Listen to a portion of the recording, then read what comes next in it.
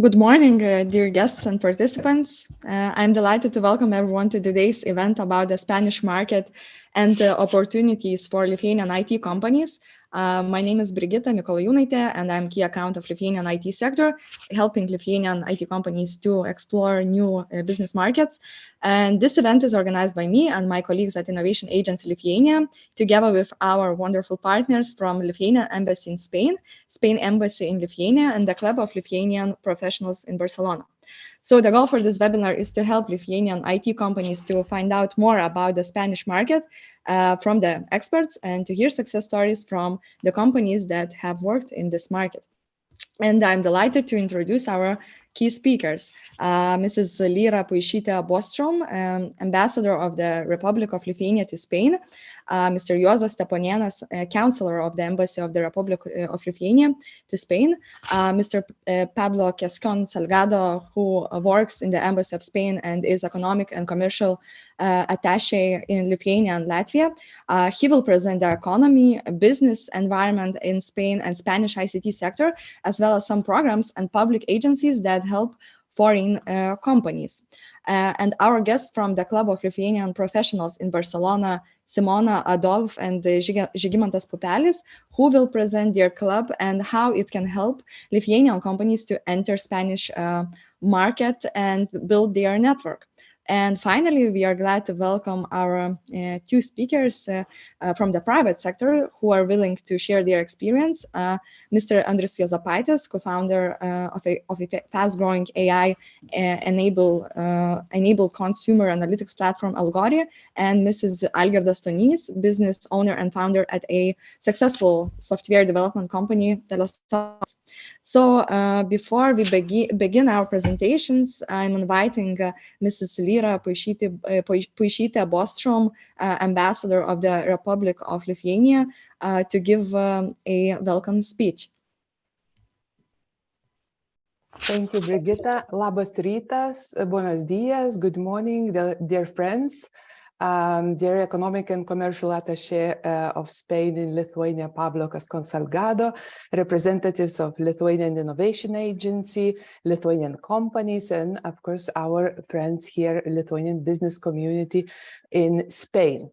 I'm very pleased to open this online seminar that I hope will help Lithuanian companies to learn more about Spanish information technologies market and thus to see more joint opportunities here. Last year, our embassy, together with Team Lithuania, has worked intensively to present Lithuanian business environment and prospects, to connect Lithuanian and Spanish institutions, business organizations, as well as individual companies. Our main goal was to identify potentially promising sectors. And we saw the interest that raised, for example, the conference on ecosystems of startups in Barcelona that we organized together with Club of Lithuanian Professionals in Barcelona in June, or the event that we organized with ISEX in September about the broader Spanish market. And during that year, we saw the great potential in cooperation in the sectors of high value added.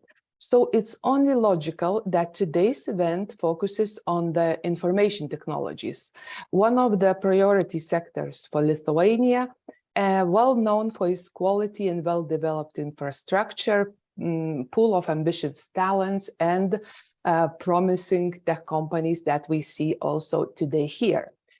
I just can repeat that what I already said in other events. Spain is an excellent partner of Lithuania, our great friend in European Union, in NATO, in other international organizations, contributor to our security. As you know, we celebrated our 100 years anniversary of diplomatic relations last year, and it was marked with various high-level events, with cultural events, the above-mentioned business events. Nevertheless, more work needs to be done to grow our trade and investment, to expand our economic ties, and for that, we need to know each other better. Therefore, the main objective of today's event, as Brigitta said in the opening, to present Spanish information technologies market opportunities for Lithuanian companies, as well also as to provide some practical advice, and we have great speakers for that. Also, using this opportunity, I would like to inform all of you that our embassy, together with Lithuanian Innovation Agency and the Club of Lithuanian Professionals in Barcelona, are planning various initiatives in the framework of Mobile World Congress at the end of February. As you know, this is probably the largest and most influential event for the connectivity ecosystem in the world. And we are happy that Lithuanian national standard companies will be there already for several years in a row. And we want to use this opportunity to connect better Spanish and Lithuanian IT sectors. We will inform you more soon. And I really hope to see you or some of you in Barcelona. Finally, I'm very happy to note our close cooperation with the Innovation Agency, with the Club of Lithuanian Professionals in Barcelona, as well as the Spanish Economic and Commercial Office in Lithuania. Our cooperation made this event happen. So thank you very much for your help and kind support. And I wish you all an interesting presentations and fruitful discussions.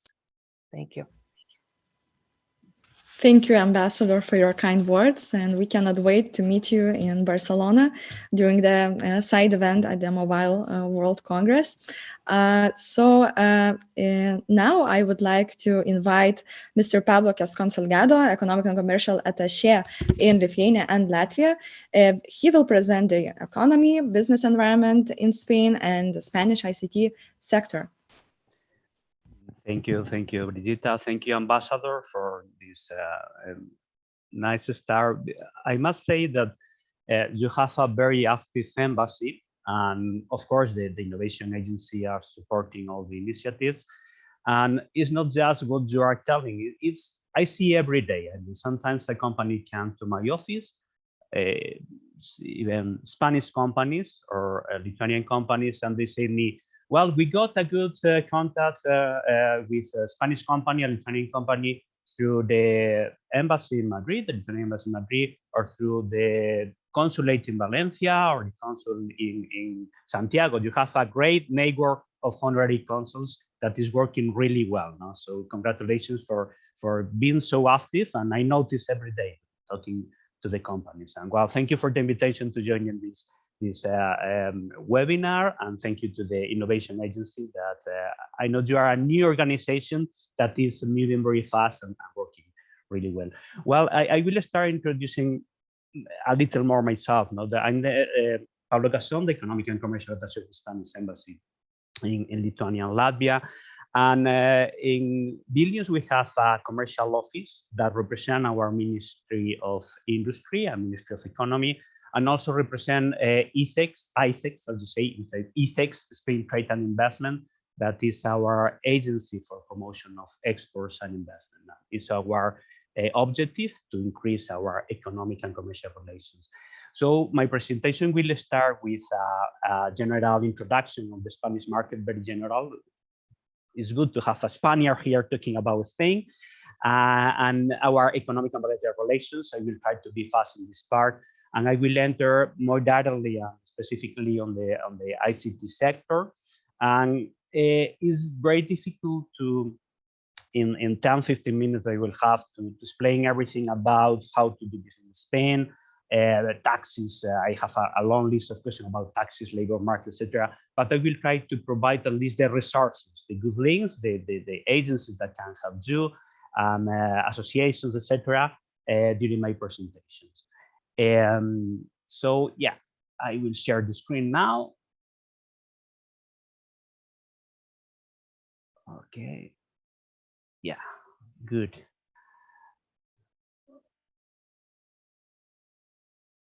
Excellent. Now everything is perfect. Here are my contact details. Our office telephone and email if you need something after this presentation. Okay. So let's start with this general introduction to the Spanish economy. Very basic. Okay. 47 million, 48 million population with a GDP per capita close to 25,000 euros. It means we are the fourth EU economy at this moment, the fourth EU market for your companies and partners at this moment. No, after France, Germany, and Italy, not so far from us, with higher population, we are an interesting market. How is our economy doing during the last difficult period? During pandemic, it was really tough because Spain, you know, is a country with an important tourism sector that represents around 12–30% of our GDP. So we suffer a lot with the pandemic. But after the pandemic, we have started to recover. Last year, economic growth 5.5%. That is quite good and quite good. Let's see now, after this situation, war in Ukraine, the Russian aggression, what is happening with the sanctions and everything, but Spain is not so affected, probably. No, as everybody, the inflation, the certain sectors, especially energy, are suffering, but other sectors like finance, tourism, that are quite important for us, have recovered very fast. Even I can say that we have last year the lowest inflation rate in the European Union, 5.8, probably related with our labor market. You can see we have an employment rate around 12–13%. It looks high, but for Spain, this is low. In fact, it reached in the worst moment of the crisis 10 years ago, almost 25%. We have, well, it's a special labor market. It's different, nothing to do with what you have in Lithuania, but we don't feel such a big pressure in the labor market to increase salary, to get people in the sector. IT sector could be an exception. I have to say that you can find easily in Spain people for IT sector than in other European countries, but it's not so easy like in other sectors. So IT sector is probably one of those that it has started to suffer some pressure in the labor market also. We are a quite open economy.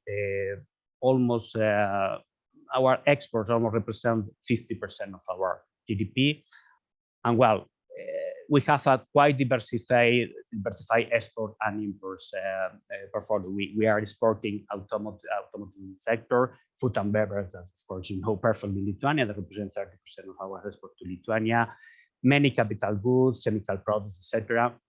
And in imports, energy could be usually the main chapter in our imports. Oil, even electricity. We have to import electricity in the past. Now with renewables, we are improving a lot, but this is our external trade. With Lithuania, what was the situation? The bilateral trade in goods and services are growing really fast during the last 10–15 years. You can see there the last 5 years in this slide. Last year, we have, for first time in history, overpassed the 1 billion of euros bilateral trade. Exports from Lithuania to Spain has grown really fast last year. This is related in part with war in Ukraine, because Lithuania has increased its export in food, specifically grain products, very fast. It represents now like 30% of Lithuanian exports to Spain. But traditionally it has been quite balanced with some surplus to Spain, but not last year because of the situation. But the important thing is the growing tendency. We are exporting more, we are importing more from Lithuania. And in services, it is more clear, this is the surplus in favor of Lithuania, mainly because of transport and logistics sector. Lithuania has a strong transport logistics sector, that is providing a lot of services to Spanish companies in different sectors, but specifically in transport. IT could be also a case of to be considered also, that is providing some services. Well, here you can see the main product that we are exporting to Lithuania. Vehicles is the first one. Mineral fuels is something exceptional, let's say, in both directions, because it depends on many factors in the market. Pharmaceutical products, some type of boilers and machinery, electrical machinery. If we add food and beverage, we represent the different chapter like 30%, and then, and also textiles and fashion, you know, our main companies that are in the market. We are importing at this moment cereals. Furniture is very important, wood, plastic, even some optical or photographic equipment, and also electrical machinery. Bilateral investments. The figure is really poor, I should say. It's around 70 million on its side in stock. This is something we should work on, but the sectors are really interesting. Our companies in Lithuania are visible, especially in engineering and construction sector. We are part of Rail Baltic project and also some other projects in Lithuania. We have engineering companies, construction companies, companies that provide different systems for the railways. Even in Spain, and related to IT, at this moment, a Spanish company control the traffic in your railways since the last 10, 15 years. So we are in the market, and they control all the traffic in the railways in Lithuania. And I hope in Rail Baltica it may happen also. We have also one relevant company in the automotive sector located in Mariampole, and also fintech. We have 2 or 3 fintech companies that decided to open an office in Lithuania for several reasons. And fashion and retail sector is really visible. Lithuanian companies in Spain, the main one is related to logistics and civil aviation, but you have also some in smart mobility, renewable energies, and even in the food sector, there is one company that has bought a Spanish company a few years ago in the north of Spain in the food sector. So very interesting sector with many possibilities for a future growth, especially fintech or engineering and construction or renewables or smart mobility. I believe there are sectors that we can really work hard in the future. I'm going to the point, and the reason of this webinar and the participation in the Barcelona Mobile Congress. ICT sector in Spain. Probably ICT sector is the sector that has grown more in the last 10 years. Talking about macro sectors, we should be more precise probably. It has reached a turnover over 100 billion euros, 115 2 years ago. We have registered approximately, we have seen that we have more than 70,000 companies in the sector, employing more than 500,000 workers. So we are talking about one of the main sectors of our economy, in the service part of the economy, and it will be even more important in the coming years. So it's growing. Every year, these figures are increasing. We don't have the last year, but probably it should be something like 120 billion of turnover, something like that. Spain ranks the 3rd position in the European Union in connectivity, which is a good and clear indication that we are really a connected country with a strong sector in ICT. And we are the 7th in digital public service, better than the EU average. I should say that our public administration is improving. Probably we have a lot of things to do, but yes, we notice every year, even our systems are changing every year. Our IT programs are always, we are getting crazy sometimes, because they change with new applications for everything. Everything goes online now, which is great. Probably it has been accelerated with the pandemic, which is one of the positive effects of the pandemic. There is some positive there. There is always a positive side in everything. And we have the largest fiber network in the European Union. But we have to do more. Our government knows that. So in next generation EU funds, in the next, well, starting last year, 5 years, we will mobilize 140 billion euros. That is, I think, is the first or second package for next year EU generation in Europe, and 23% of this money will go to digitalization and industry modernization that is related to IT services and digitalization in the industry. So the digital part and the digitalization of the economy will take the main part, is the most important, with 23% of this 140 billion euros. Let's see how we can implement that. Probably there will be business for many companies, not only Spanish, but also why not Lithuanian companies. Here you can see more detailed information. The companies I mentioned you, programs, other IT represent more than 50%, repair, computers, communication, 15%. You can see this distribution of the business.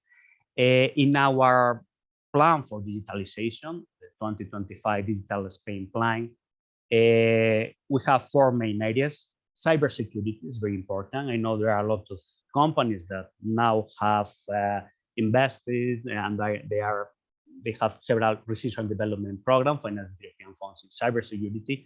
5G is growing very fast. Last year, it was multiplied by 4, the 5G. Even we have this optical fiber connection with 80% of our internet connections were optical fiber, but 5G is growing really fast, as in many other countries. But this can be an area that will open new possibilities for your companies with this 5G development. Big data, of course, and artificial intelligence are other areas that are included in our plan. How to find the information, or what I mentioned at the beginning. I cannot talk about everything in this presentation. So some recommendation. First, AMETIC is the largest industry association. You have here the website. In the website, you can see there all the companies that are associated to this, mainly big companies, the huge companies on the sector, small, medium. So you can get their contact, many contacts. You can contact AMETIC directly if you are looking for any specific company that are doing this, to invest, to partnership for a project, etc. Also, we have more than 50 technological parks in Spain. And in this website of APTE, Association of Scientific and Technological Parks in Spain, you can find these parks. You are looking for a location, or even for companies that are located in Valencia, you can enter in the park that they have in Valencia and see the listed companies. Why not? Third one, and for me the most important thing, and I told you now about this, Invest in Spain. Okay, Invest in Spain is an organization that is part of ICEX, the Spain Trade and Investment, and we provide services for foreign investors, information, contacts, where to locate your business, some advices on taxes, labor market, etc. Invest in Spain, the website of Invest in Spain. Important events. You will attend the Mobile World Congress. This will be very soon. But there are also some very sectorial events that are related not just with IT technology in general. For instance, 100 Startup Apps Health, something that we have been promoting recently, and is focused on IT in health sector. For the startups, we are putting together big corporations in health sector, insurance company that work in health sector, for instance, big hospital chains, or multinational in pharma industry, together with a few startups that are providing IT for specific solutions in health sector. Urban mobility. We have an event in Barcelona in September, quite big event on urban mobility. Also, a Smart City World Congress in Barcelona, almost at the same time. Everything about smart mobility. And for instance, Be Digital in Bilbao, that will be in June, okay? And it's about IT applications to industry. So it depends on what you are doing. You can be interested in one of these events or the other. Please contact us if you are looking for any other specific sector, no? Because IT is a too big sector, so you have to focus on what are you looking for more specifically. In the list of questions I received, there were many about tax system, how to establish a company in Spain. Okay, this is from our website of Invest in Spain. We have a business guide that is updated every year. So now we have the last version now. Probably will be in the coming weeks, the last version. No? But here you can find information about how to setting up a business, type of businesses, the tax system, investment entities, labor and social security regulation, intellectual property law, and all the legal framework to open a company. Everything is in English, so you can download this huge business guide, and all the information will be there. If you have any questions specifically, send me, but everything is there, the taxes, the income tax, the corporate tax, and all exemptions, etc. No need to enter into detail on this. And a couple of qualitative, I would say, advices, no? Because I was asked, okay, what do you have to think about if you want to invest in Spain, to look for a partner? First comment, Spain is a big market, 47 million population, but it's also a good platform to other markets. Other markets means EU, okay? In your case, this is not relevant, maybe for a company from Brazil or a company from Japan, it can be interesting, but also Latin America. So many European companies are based in Spain, dealing with Latin American market. Region, cultural, language, they can get the staff that speak the language. So it can be used as a platform to try to enter in Latin America. That's why we are the second, sometimes some years the first investor in Latin America after the United States, including Brazil, that is Portuguese speaking, but also we have many companies, big corporations, even in the IT sector, that are located with big offices, with big share of the market in Brazil and Latin America in general. The language, it's important to consider that the Spaniards speak English not so well, and you can go to Madrid on the street and 90% of people are not able to speak in English. Even with the companies, they feel more comfortable to speak in Spanish. So this is something you have to consider. You open a business in Spain, you're going to establish your businesses. Yes, everything now is online, everything is faster, but probably everything is in Spanish, or the translation will be really bad. No? So take into account that the language will be a point to be considered. You have someone in your team that speaks Spanish, it will be a big advantage. If not, try to find a partner suitable with the language. Bureaucracy, we are improving a lot, but you have to take your time because we're a big country. We have our regions, comunidades autónomas, and everybody has their own bureaucracy. So it's not the same tax system exactly in Madrid that in Barcelona, in Galicia or in Andalusia. And you can find additional bureaucracy requirements, so you have to take that into account. Location in Spain is important. You have to decide what's your place. It's not the same at all to be in Barcelona, as I mentioned, than to be in Sevilla. It has advantages, disadvantages, different costs. We will be happy to advise any company to find the right location according to their main preferences. And finally, but important, well, your agency, your innovation agency, sent me a long list of questions. Many are quite general about how to find information on taxes, networks, etc. I will refer to 3 specific questions now, because the rest, I believe, are more or less included in my presentation, or you can read the information through the links I provided. First, how to find an investor and attract investments. Okay, not easy, of course, never easy. Usually the usual channels like financial institutions or stock markets if it is a big company. But I will comment that we have a good network of accelerators and incubators in IT sectors. This can be a good possibility for a really new startup with a very good idea. You have to sell your idea to this accelerator. For instance, Telefónica company that is one of our big multinational in IT sector created a few years ago an accelerator called Guaira that is financing a lot of new IT projects. Also, there is another one that is called Seed Rocket, was probably the first accelerator of IT companies open in Spain like 14 years ago.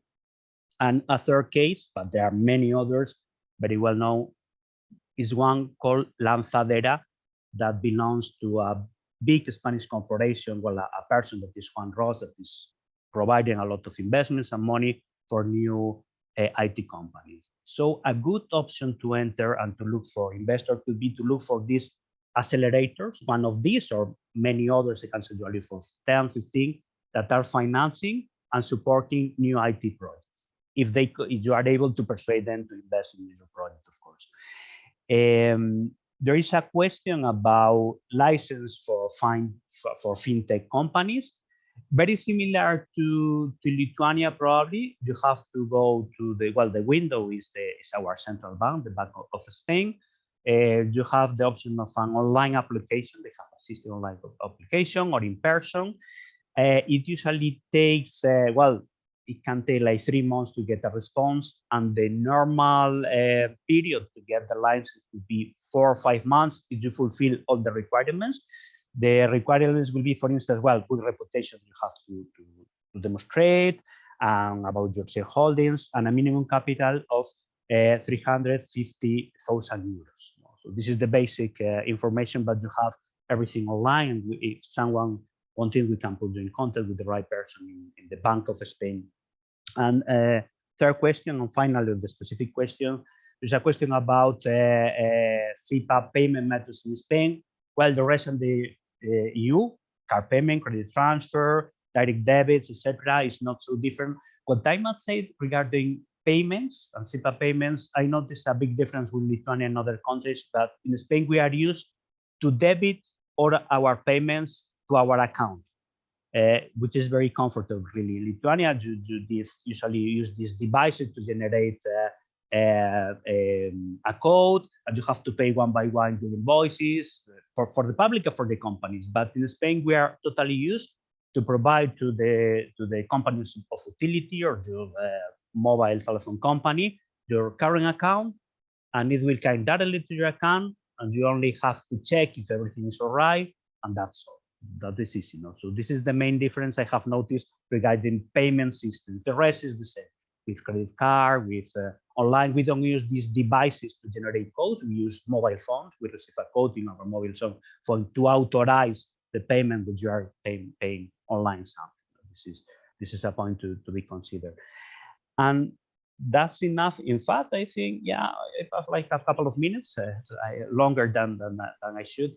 But we are at your service in Vilnius, in our office. My contact details, my email. Please don't hesitate to contact me for anything. Thank you.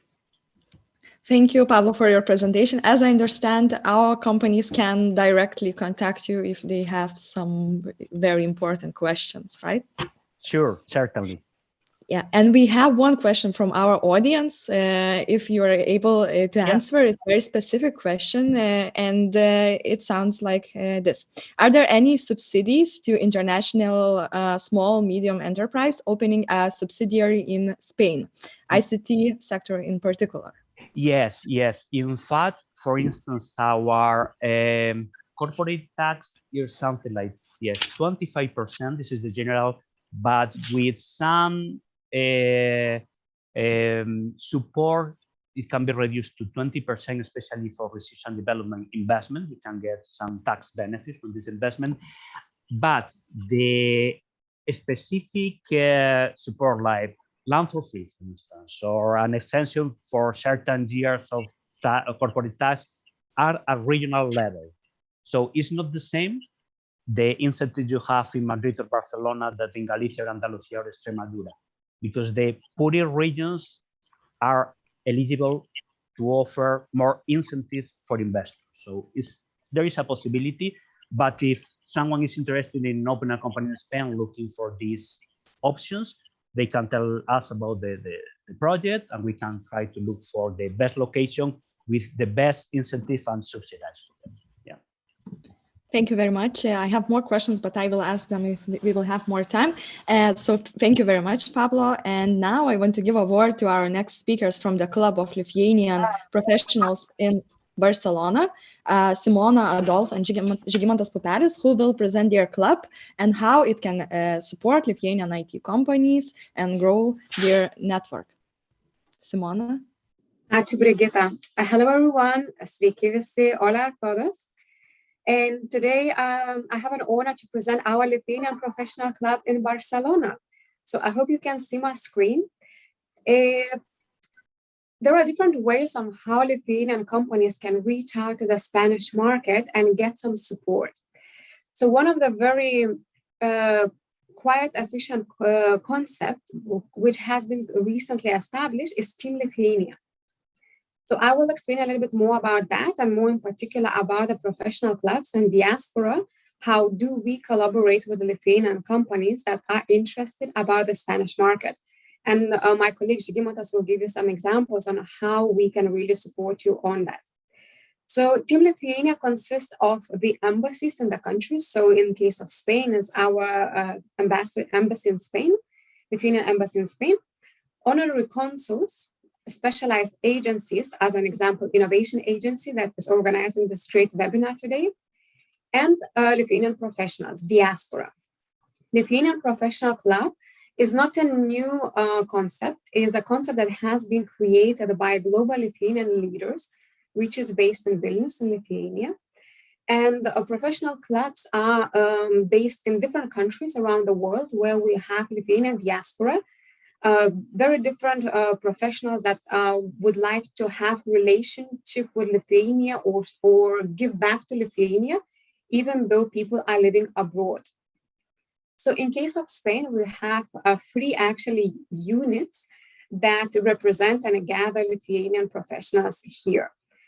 First, and the main one kind of covering the local city clubs is Lithuanian Professionals in Spain as a network that has been created in July 2021.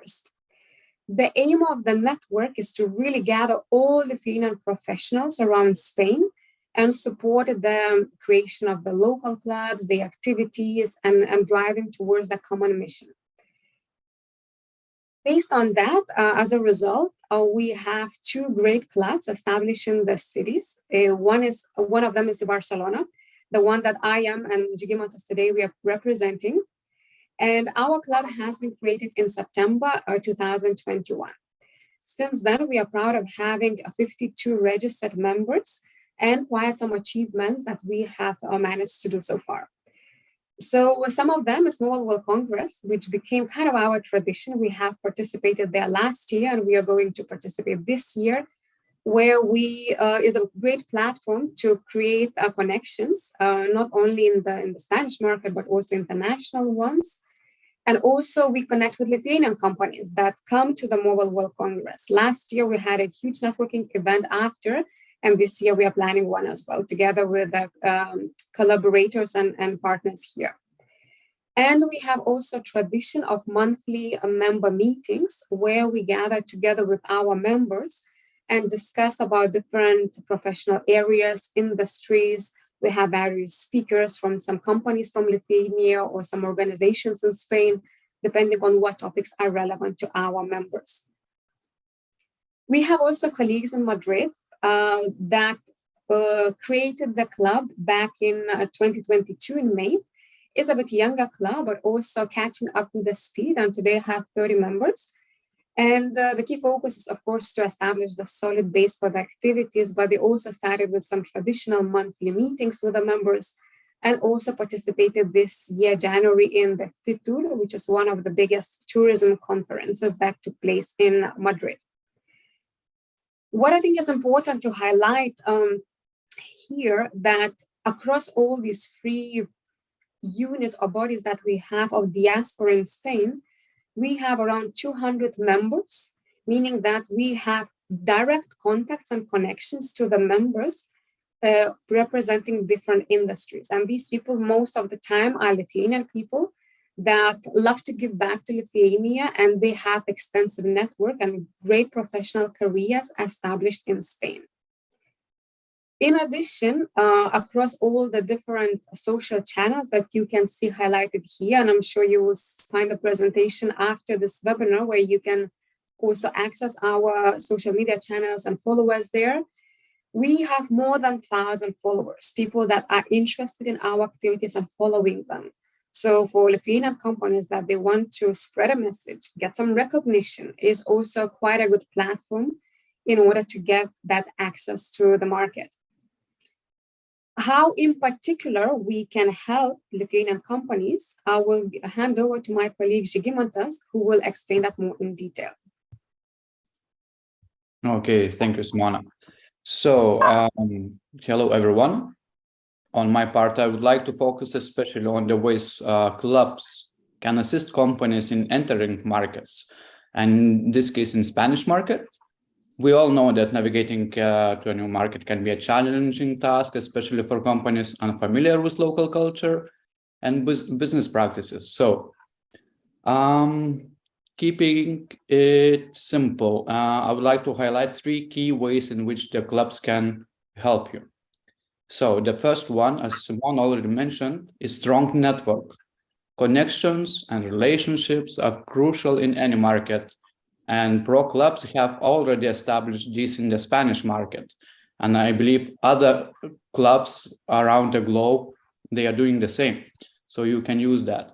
With many Lithuanians working in diverse areas, club members can potentially help you access important decision makers, customers, or even suppliers.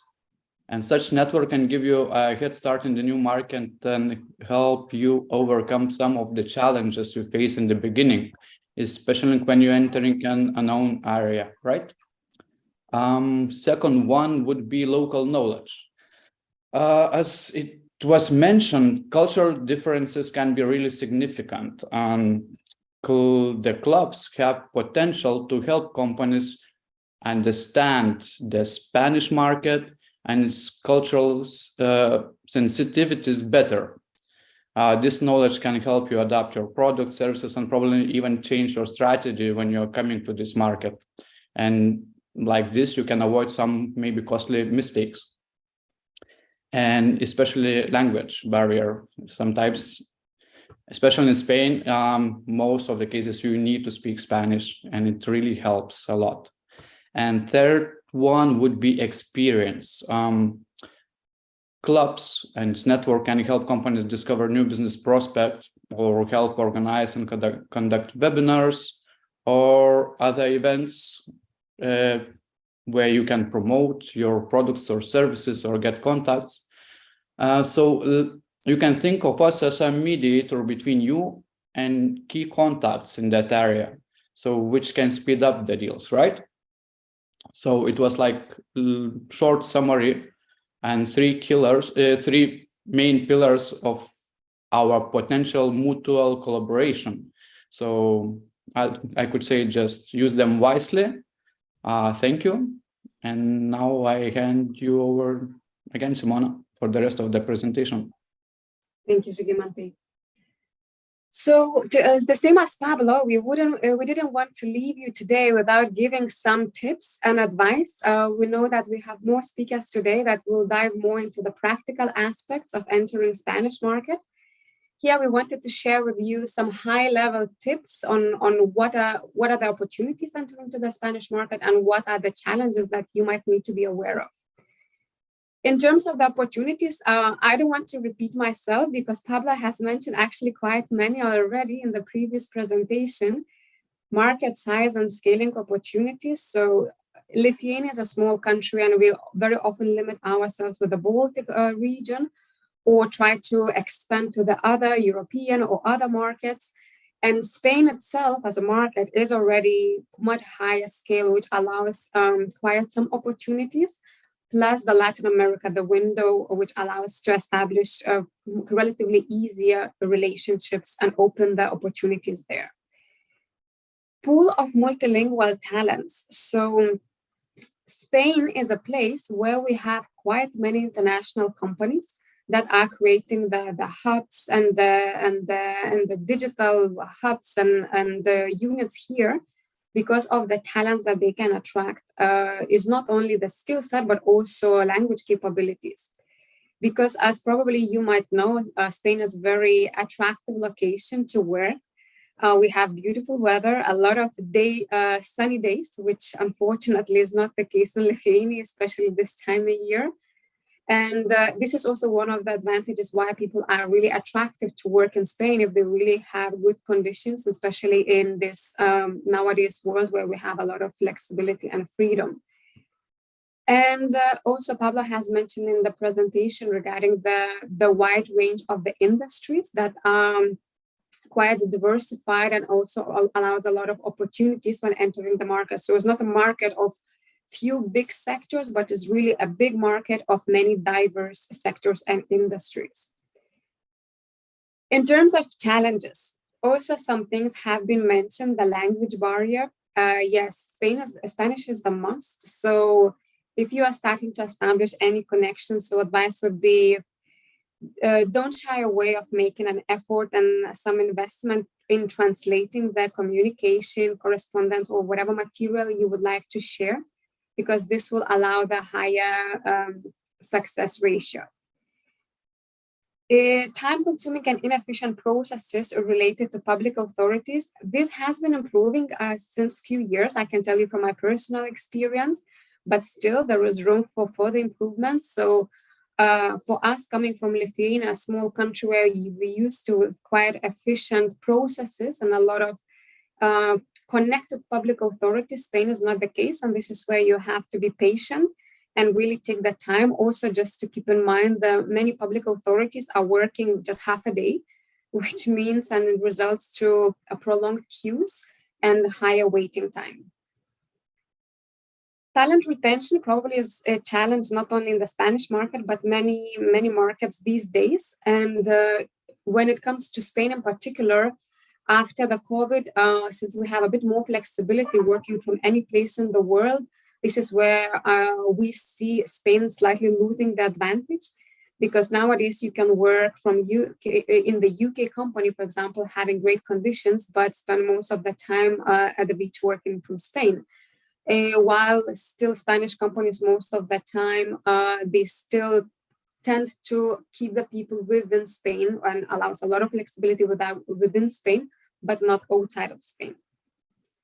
And last, which has been also mentioned previously, is an inflation, an increasing cost of living, especially in the biggest cities, which of course this is a factor that any company entering in the market should really take into consideration and plan in advance.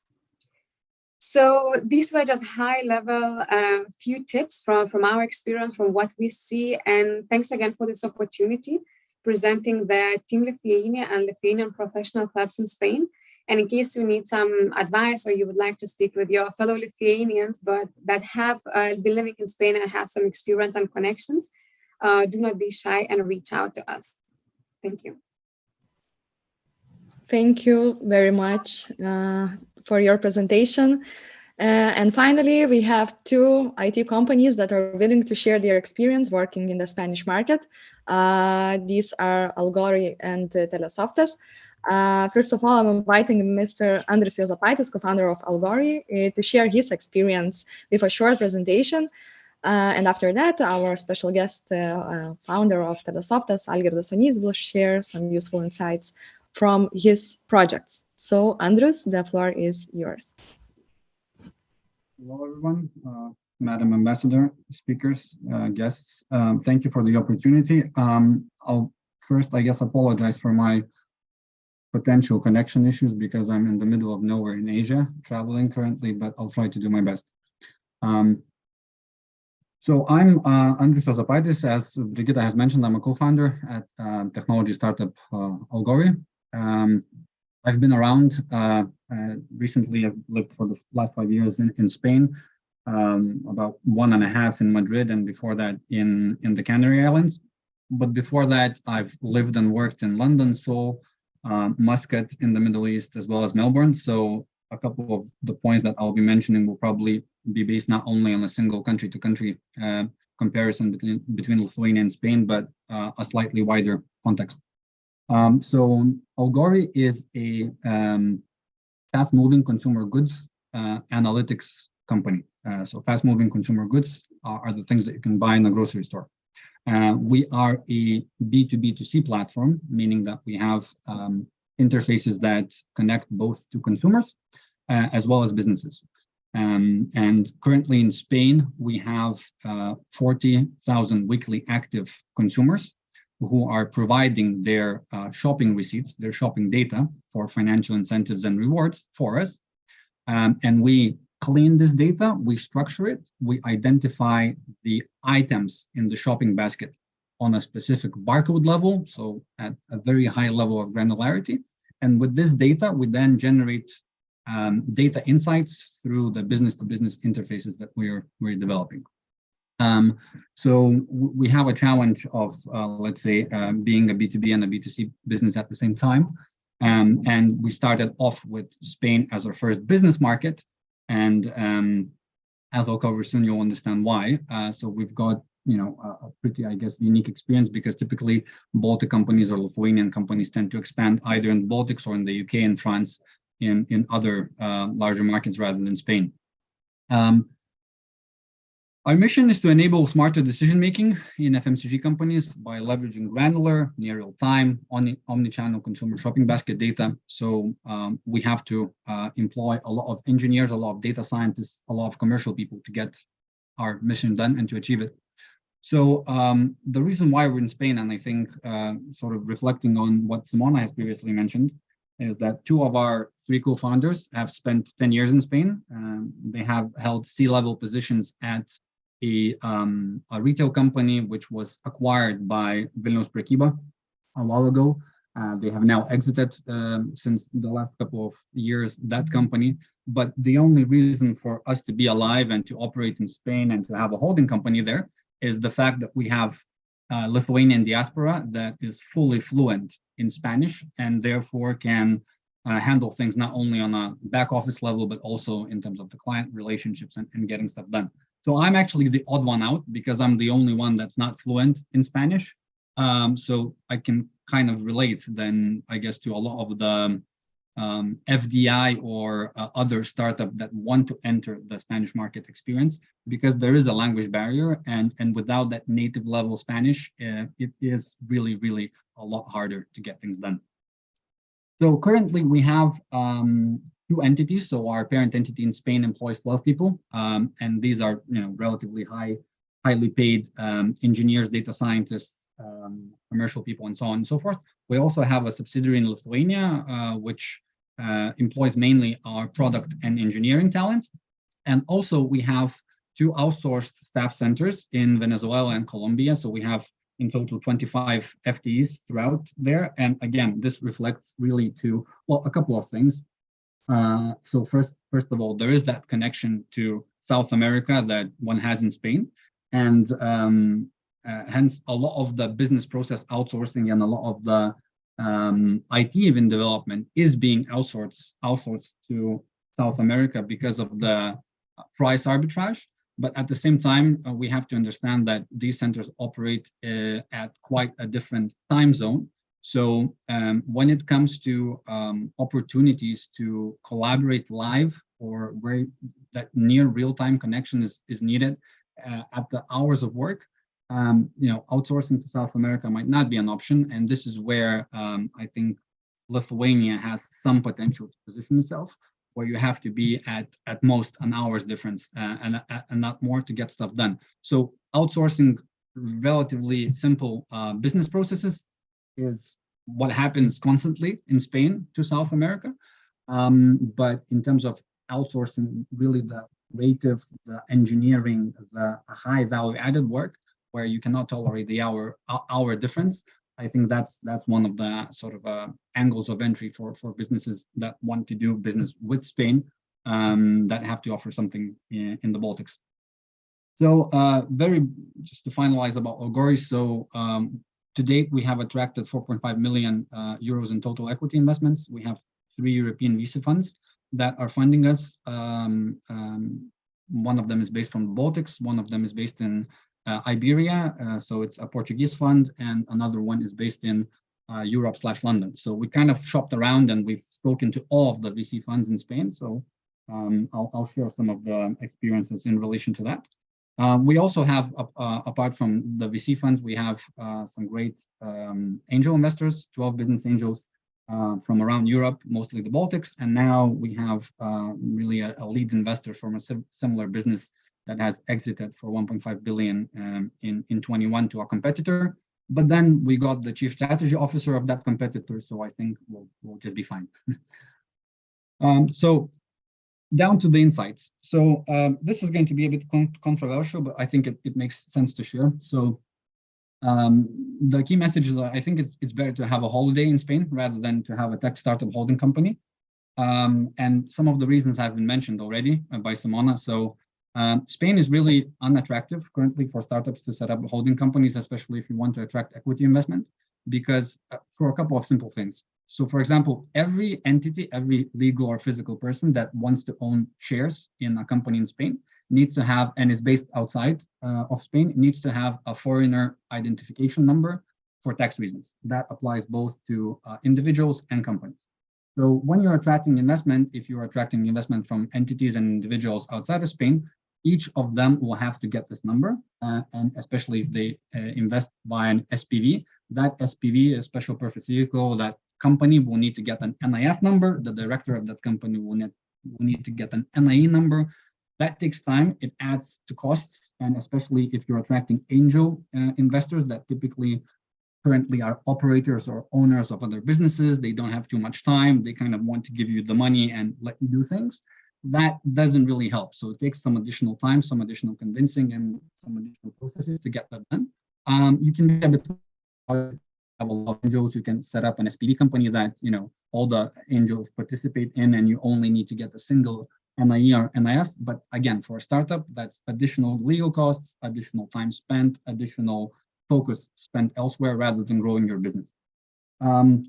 Also, if we're talking about relocating to Spain and being both a tax resident and having an entity in Spain, wouldn't advise that, because really the tax code in Lithuania is a lot more, I would say, libertarian than the one in Spain.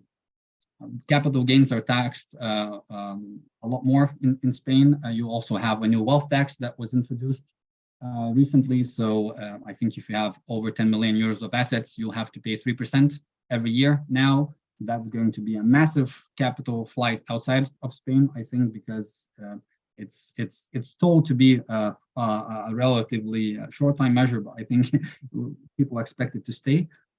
Also, in terms of labor taxation, so there's an inflection point where comparing Lithuanian and Spanish labor taxation law, initially it's cheaper so basically to pay lower wages in Spain in terms of the net salary is cheaper, but there's an inflection point somewhere around, I think, need to check, and it depends on the region, but around 2.5 point something thousand euros, where it becomes more expensive to pay an employee in Spain. So basically, if you have relatively low paid workers, it's cheaper to do that in Spain. And if you have a highly paid, let's say, engineers, engineering managers, data scientists, it will be more expensive to pay them the same net salary in terms of company cost in Spain.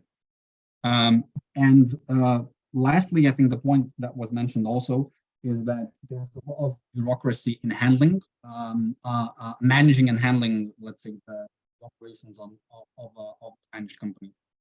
Even such basic stuff as, for example, providing access to another member of the company to the company's bank account requires notarization. Every equity round requires the new equity holders to participate in, let's say, the capital increase, either physically in front of the notary or via a representative, a legal company, a legal representative.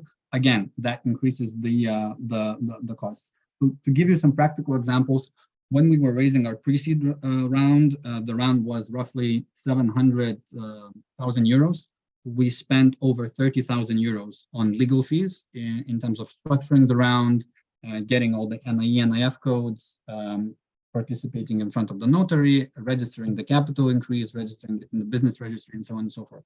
So that's quite a significant, like close to 5% of the round. That's quite a significant legal cost. If we were to do that in Lithuania, I think it could have been at least maybe 10K less, maybe even more, depending on how complicated we wanted things to be done. So, obviously, operating the subsidiary would have lesser costs because hopefully the cap table structure wouldn't be moving around so much. But in terms of having the holding company, I've been asked multiple times, so what's the best, European jurisdiction to set up? So a lot of companies used to set up in the UK, not so much the case with Brexit. So now companies are shopping around the Netherlands, but the Netherlands have new holding laws. So there's some things that are good and then some things that are bad. And I think, honestly, maybe to move to the second point is that Spain is trying to improve with its new startup law to be more attractive for new technology companies to set up shop there. But I think it's a bit too little too late. So in Lithuania and the Baltics, we have the best employee share option share regulation in the world. Which means that if an employee works in a technology company for 3 years and the company is rewarding that employee with share options, that employee only pays capital gains on let's say, the value realized from those stock options. So it makes stock options a lot more attractive, a lot more feasible, and a lot more important for employees to care about. And that's really, really important for early stage companies that typically don't have a lot of money to pay high salaries, but can align the interest of employees and the founders via stock options. In Spain, unfortunately, the stock regulation used to be one of the worst in Europe, meaning that if you get ESOP, the difference between the strike price and the sale price of that stock, you get taxed the same year as you acquire the shares, not even sell them.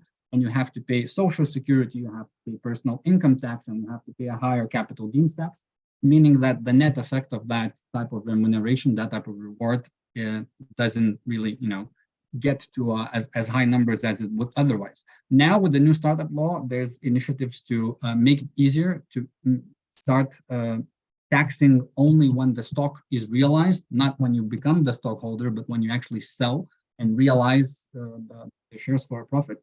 There's still, I think, how that is going to be implemented, while in Lithuania it already is, and it works in practice. Additionally, it used to be a bit harder to set up a company in Spain. Now they're trying to streamline it so that you don't need the initial capital requirements, which is 3,000 euros. I think the point is now to make the establishment of the company fully online, so that you don't need to visit the notary in physically and be present, and you would only need, I think, €1 or 10 euros. But that's one of the measures. It wasn't the plan. Whether we've seen it work in practice, not yet. So maybe companies that will be establishing throughout this or next year will have more experiences to share whether that's the case. And lastly, I think in terms of the corporate taxation and the benefits and so on and so forth. Again, Spain, as we say, Spain has a good weather tax. So basically, yes, you have more sun, you have less rainy days, but also you pay more taxes, whether you're an individual or a corporation. There's some incentives for early stage companies to set up, but I don't think they move the needle. So to summarize, the reason why we have a holding company in Spain is because of one unique measure that actually, that unique measure and some business reasons, but the unique measure in terms of incentives that does exist in Spain and doesn't exist in Lithuania is an ability to get debt financing, to have non-equity financing for early stage companies, for startups, without any guarantees. So there's an entity called ENISA that works with startups. It's equivalent of Invega in Lithuania. And it has these three types of loans that it issues without guarantees. So the first tranche of that is called a young entrepreneurs loan, and you can get that for a new entity. The loan is up to 90,000 euros, and you can get that without guarantees for 3.75% plus Euribor interest that has delayed amortization payments and really depends on the revenues that you generate. Then the second tranche of that is basically kind of like a pre-seed tranche that you get once you raise an equivalent amount of capital, and that second tranche is up to 300,000 euros. And it depends on the company that you have, on the number of people you employ, on the revenue plan, and on the amount of capital you have. And the last tranche is up to 1.2 million euros. You have to have an equivalent amount raised. You have to have that money in the bank account. You have to have revenues. But in total, you can basically get up to 1.5 million euros of debt capital in Spain, subject to your ability to attract that amount of equity capital and have revenues and have presence and pay taxes and hire people in Spain. So that opportunity does not exist in Lithuania. We do have a lot of equity-based like incentives, like co-invest fund and other grant funding, let's say, potentially, but not in these amounts. So just to quickly then run through a couple of the other points. Andres, sorry, but we are out of time. If you could summarize. Yeah, I'll wrap up really quickly. So I think we've proven through our experience that it is possible for Lithuanians to sell in Spain without being Spanish, but as Simona has mentioned, you really need to be fluent. And if you want to accelerate stuff, local commercial talent is going to be key and it's going to be inevitable. So if you're serious about the market, you need to have locals doing the front end facing, so to say. Number four, so the back office stack is more important than one might think while set up in Spain because of this bureaucracy. So using next generation platforms for accounting, for banking, for payments really helps a lot. And it's a bigger difference in Spain than it is in Lithuania. So for establishing a new company, that is not to be overlooked. And lastly, I think a super important point, which both Pablo and Simona has mentioned, Spain is not uniform. It's not uniform from the consumption perspective, from the business perspective, investor and partner. You have certain parties that are strong in Madrid, you know, in the, let's say, Castellano region. Then you have people that are strong in the Catalan region, in the north, in the Basque region. You have investors that are based more locally there. You have businesses that are based more locally there. So do not expect to come, you know, to Spain, establish an office in Madrid and really easily enter the whole of the Spanish market, because it's a big country. There's different laws, different people, different cultures, and different need to adapt. And that's why using the help of the Lithuanian professional clubs that are based all around Spain can be really, really useful in navigating these challenges. And if you need to talk about Spanish VC investors, we've spoken to all of them, so happy to have a coffee and have a chat. Thanks. Thank you very much, Andrius, for your presentation, very valuable presentation. And now Algirdas Stonys, our super special guest that doesn't have too much time, but please, Algirdas, tell us more about your company experience in the Spanish market working with the largest Spanish telecommunications company, Telefónica. Hello. Hello, good afternoon, everybody. I'm just gonna share my screen, I guess. It's gonna be faster. Yeah, actually, for Telesoftas, everything is so much simpler because I don't have much time. I only have less than 5 minutes now. So Telesoftas is a service company. So what do? We create software on demand. And how did that happen? Like Telefonica. Actually, Telesofta's success story with Telefonica actually started back in 2005. So back then, operators needed the value-added services. So Telesoftas got contracted by a British company, Surf Kitchen, and we have built them a product, actually a configurator for the mobile website. So we built Wix before it was cool.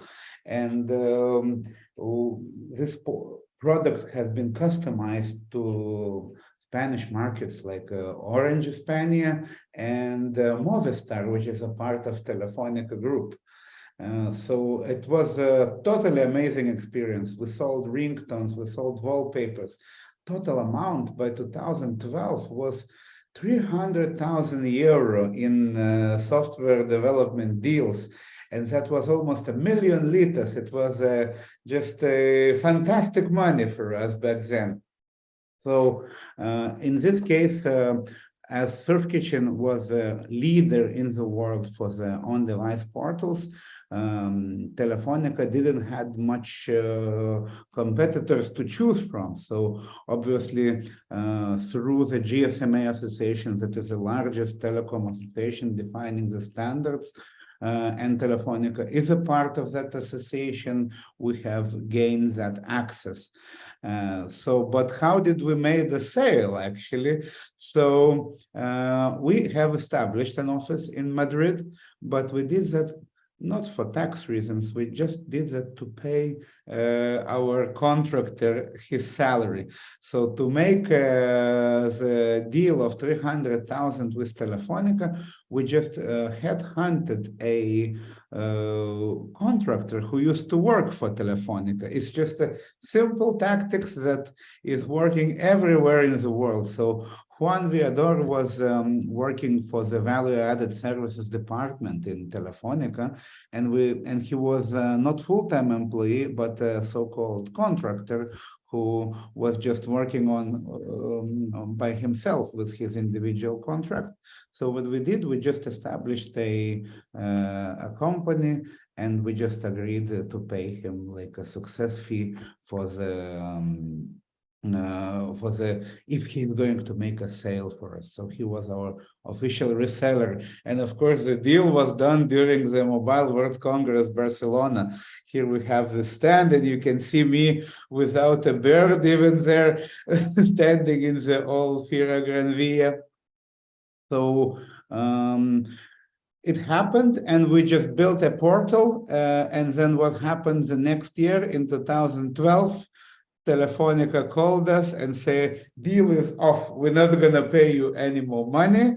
We're actually going to break the contract from one side, and thank you and bye-bye. And we had 12 engineers working for that project at the moment. So the reason was that all the games, all the mobile apps started to be sold not through the operator portals, but through App Store and Google Play. So of course, Google and Apple have outcompeted the on-device portals of operators, and it was like a global crisis for all the value-added services back at the time. So what have we done? We went bankrupt with this Surf Kitchen company. So actually it had to be shut down, and other parts of the company had to be sold to India. But what happened is in a year time, all our engineers and project managers from UK has found new employments in new basically department of the mobile operator networks in the radio access network. So what they did, they brought all the portfolio, all the contacts from Telefonica they had to that new company, Viavi, and of course contacted Telesoftas to work for it. So Viavi is a world-leading performance engineering software. Basically, it tracks all events on the network, and it can boost performance of the network without adding additional equipment. And of course, Telefonica became one of the first customers because we already had previous contact with them and previous relations with them. And we're still working with Telefonica Argentina and many other LATAM operators that actually were brought through that small value-added service portal that we built. And today this contract is already generated 25 million to Telesoftas, and it is generating even more. So I'm really looking forward to come on over to Mobile World Congress and explore more opportunities. as you've seen from the beginning of the presentation, now Lithuania, in terms of the GDP per capita, is even in a better stance than in Spain. So basically, Lithuanian companies can afford to pay very competitive salaries if we hire engineers or project managers in Spain. So this is exactly the strategy that Lithuania can do. And we can actually hire those people, and we can just pay them like contract fees just directly and enjoy 0% VAT between Lithuania and for services with Lithuania and Spain or European. So we don't even need to have an office in Spain. We can just directly contract subcontractors from Spain, and they can bring even more value to our company. So I really hope to see you all in Barcelona and explore what kind of business we can do in Spain. Thank you very much. Thank you very much, Algirdas. As I understand, you have to go. Yeah. Yes. So thank you for participating here, and your story is very interesting and very insightful. So going to an end, I want to thank to our all guest speakers today, and I hope every one of you heard many useful insights for your enterprises. So thanks to Lira Puišytė Bostrom, Ambassador of the Republic of Lithuania to Spain, Mr. Juozas Steponėnas, Counselor of the Embassy of the Republic of Lithuania to Spain, also Pablo Casconsalgado, Economic and Commercial Attaché, Head of Economic and Commercial Office in Lithuania and Latvia, Simona and Žygimantas, members of the Club of Lithuanian Professionals in Barcelona, Andris Juozapaitis, co-founder of Algori, and once again, Algirdas Stonys, business owner and founder of Telesoftas. So thank you once again, and have a nice day. Goodbye.